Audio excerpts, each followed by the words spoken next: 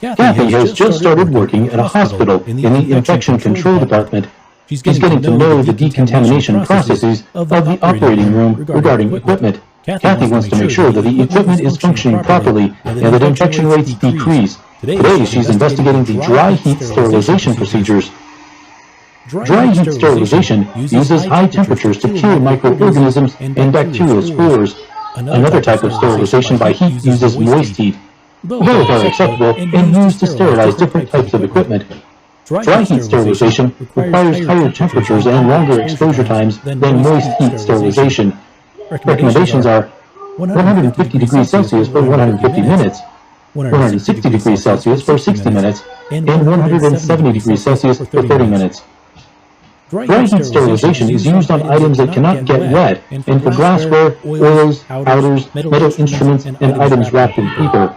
There are several different types of dry heat sterilization, such as a hot air oven, in which there's a static air heating coils on the bottom, or a forced air hot air oven motorized blower that are used differently. Incineration, which burns medical waste that's disposable. And flaming, which involves exposing objects to direct fire or flame.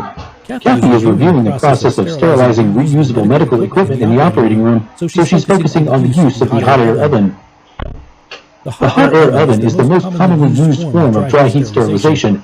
It is a large container that holds several objects. Once the oven is filled, it is closed and secured for the allotted time it will take to sterilize. For example, the oven is set at 160 degrees Celsius, so it will not be opened until 60 minutes have passed. A hot air oven doesn't harm any of the objects that are being sterilized, and it is non-toxic to the environment. However, it's time-consuming and requires extremely high temperatures.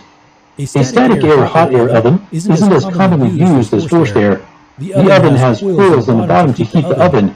It takes a long time for the temperature to be reached because the hot air has to rise through convection. This also means that the temperature may not be uniform throughout the oven. A forced air hot air oven, on the other hand, is a better choice than static air. It uses a motorized blower to distribute the heat throughout the oven. Therefore, forced air is more efficient at equally distributing hot air in the oven and does not take as long as static air. Kathy finds out that the hospital uses forced air hot air ovens. The machines appear to be in good condition and are working correctly. She's ready to see if they are successful at completing the sterilization process.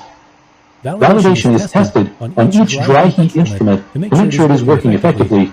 A document of validation tests temperature control, air particulate levels, and the process to destroy bacteria and other contaminants. It is a requirement by the Food and Drug Administration, or the FDA, International Organization for Standardization, or ISO, United States Pharmacopoeia, or USP, and American National Standards Institute, or ANSI. There are 4 types of validation, which include installation qualification, which documents that the dry heat instrument is installed correctly according to manufacturer guidelines. This involves checking calibration, instrument valve information, utilities, and standard operating procedures. Operational qualification, which validates the equipment is working as intended.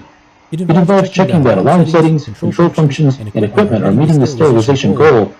Performance qualification, which shows the machine works as intended repeatedly and that the temperature remains constant over time. And finally, temperature mapping, in which small instruments called data loggers are dispersed throughout the oven to detect temperature. This must be successfully recorded at least 3 times to be validated. Biological indicators are microorganisms that are placed in the hot air oven to make sure that they're being killed.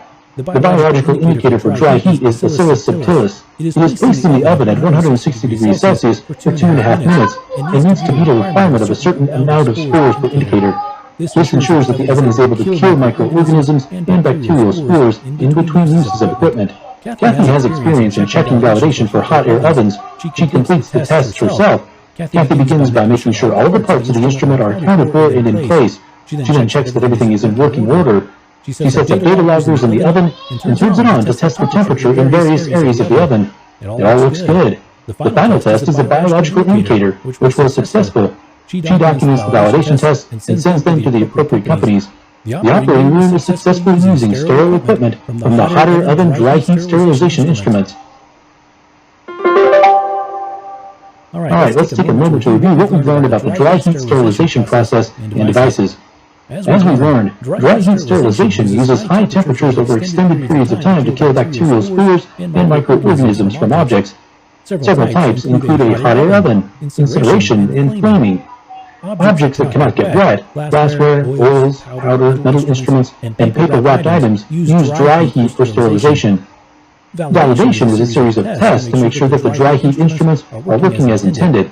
We learned that validation includes the following steps: installation qualification, which checks the installation of the instrument; operational qualification, which checks that parts of the instrument are working; performance qualification, which checks that the temperature is maintained appropriately; and temperature mapping, which checks that temperature throughout the instrument is uniform. And finally, we learned that biological indicators are used to ensure microorganisms and bacterial spores are being eliminated properly.